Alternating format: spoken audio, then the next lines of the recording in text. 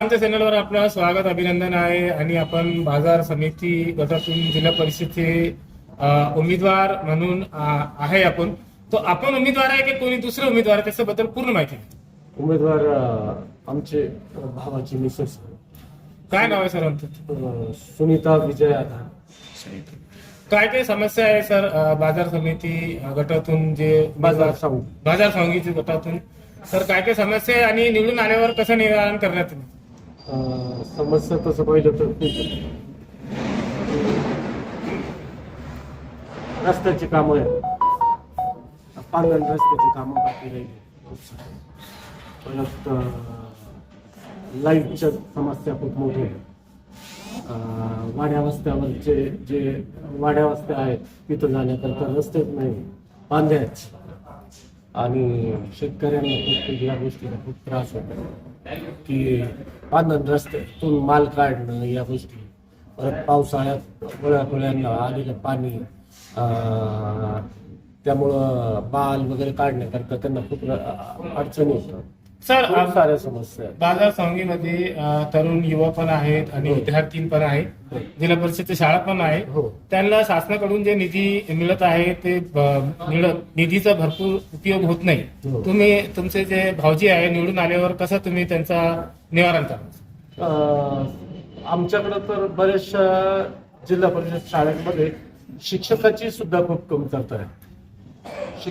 शिक्षकाची पण कमतरता आहे. आता आम्ही फिरतोय प्रचाराच्या दौऱ्यात तर बऱ्याचशा शाळांना जिथं 5-5 वर्ग हे फक्त 2-2 शिक्षक सांभाळतात आणि आता शाळा खोल्यांना पण बऱ्याचशा शाळा खोल्यांचं रिपेअरिंग बाकी राहिलेले आहे. कुठं गळत्या लागलेल्या आहेत, शाळा गळायला लागलेल्या आहेत. तर हा जो आलेला निधी आहे तर हा शाळा खोल्यांच्या दुरुस्ती, बऱ्याचशा शाळांच्या रूम पडलेल्या आहेत, त्या शाळेच्या रूम बांधणं गरजेचे आहेत. खूप खूप गोष्टी आहेत तर त्या शाळेच्या विषयी करावं लागणार आहे.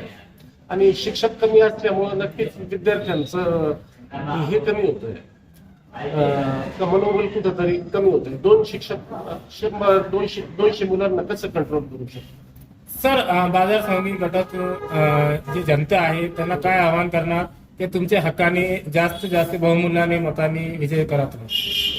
त्यांना आव्हान हेच करणार आहे की सगळ्यांना जास्तीत जास्त मतदान करा आणि आम्हाला विजय करा. तर आज जे आपले महाराष्ट्राचे उपमुख्यमंत्री अजितदादा पवार साहेब यांचं दुःखद निधन झालेलं आहे. आपण भावपूर्ण श्रद्धांजली कसं देणार?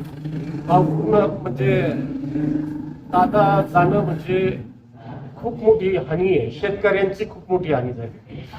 मी तर या शब्दात म्हणेल की आज आहे ना शेतकऱ्यांवर एक प्रकारे दुष्काळच पडला किंवा मुसळधार पाऊस पडला म्हणा. याच गोष्टी झाल्यात आज. दादा जाण्याने फक्त याच 2 गोष्टी झाल्या. शेतकरी पूर्णतः उद्ध्वस्त झाला. सर उमेदवारांचं नाव आणि गटाचं नाव आणि आपलं नाव सांगा. उमेदवाराचं नाव सुनीता विजय आधाने आणि माझं नाव संजय विठ्ठलराव आधाने. आणि त्यांचं चिन्ह काय सर? चिन्ह घड्याळे आणि बाजार समिती सर्कल मधून उभे. सर आपण पण बाजार समितीचे उमेदवार आहे आणि बाजार समितीमध्ये काय काय समस्या असते आणि जे दर्शक आहे त्यांना माहिती नसते की जिल्हा परिषद काय आहे आणि बाजार समिती काय त्याचा उल्लेख करा.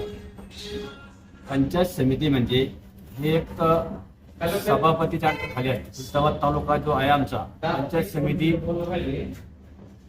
खाली जे असते योजना, घरकुल असतो, सिंचन विहिरी असो, इमारतीच्या कुठल्या शाळेवरचे जे आपले जे व्हिडिओ आहे त्यांच्या अंतर्गत असतात. जिल्हा परिषदच्या ज्या योजना आहे ते वस्तीचे रस्ते, आपल्या वॉटर सप्लाय विहिरी, आरोग्य सुखसुविधा या जास्तावरती जिल्हा परिषद असतात. पंचायत समिती ज्या योजना आहेत या गणापुरत्या असतात का? एका गणात एक सदस्य असतो. आमच्याकडे 6 गण आहे तालुक्यात. प्रत्येक गटात 2 गण असतात. मी एक टाकळी गणातून उभा आहे. ज्या समस्या आहेत त्या मी तुम्हाला सांगितल्या आहेत. आपली ज्या योजना आहेत ते तुम्हाला मी सांगितलं. सर टाकळीमध्ये काय काय समस्या आहे जे तुम्ही निवडून आल्यावर सर्वप्रथम त्याचं निवारण करणार? टाकळीमध्ये समस्या मी बरेच फिरलो. बरेच लोक जे गरीब आहे, खरंच गरजवंत आहे, ते या योजनेच्या लाभापासून वंचित आहे. आणि ज्यांना गरज नाही अशा लोकांना एक आपलं जे सदस्य असतात, सभापती असतात, हुकुमशाही करून कर्मचारी म्हणा किंवा काही करून त्यांनाच लाभ देतात. मी पहिली समस्या हीच काढील का जे खरंच गरजवंत आहे, त्यांना राहण्यासाठी घर नाही, त्यांना सिंचनसाठी विहीर नाही, अशा लोकांच्या समस्या मी जाणीवपूर्वक सोडेल आणि निशुल्क सोडेल. सर, टाकळीची जनतेला का आवाहन करणार का तुमच्या हक्काने जास्तीत जास्त मतदान करा? ठाकरेच्या जनतेला मी एकच आवाहन करेन. मी राष्ट्रवादी काँग्रेस पक्षाचा तालुका अध्यक्ष पण आहे आणि आता पंचायत समितीचा सदस्य म्हणून उमेदवार आहे. मी त्यांना एकच आवाहन करेन, मी फेज चेअर आहे, मला एक कामाचा नांद आहे. माझ्या पाठीमागं आदरणीय सतीश भाऊ चव्हाण यांचा खूप मोठा सपोर्ट आहे. आमचे नेते सतीश भाऊ पण असेच आहेत, जे बोलता ते करता आणि मी सुद्धा जे बोलन तेच करेल, नसता रिकामी चॉकलेट देणार नाही.